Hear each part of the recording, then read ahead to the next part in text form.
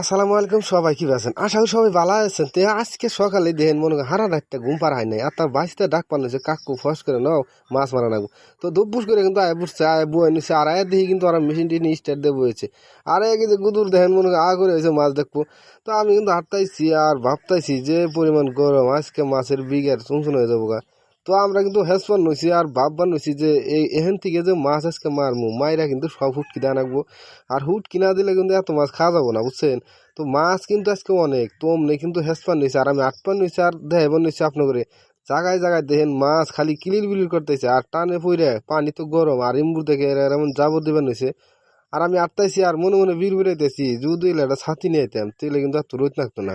আসলে এটা বুধাই আমি করছি, রোদের মধ্যে ছাতি ছাড়াই বলে হয়েছি।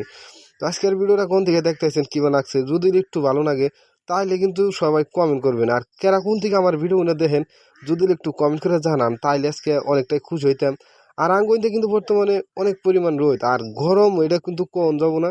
আর এই যে দেখেন এদের যে জাবর দিবেন নিছে, মাছ কিন্তু একদম খাইয়ে গেছে গা, মারবি না কোনো মানুষ নাই, আহারে।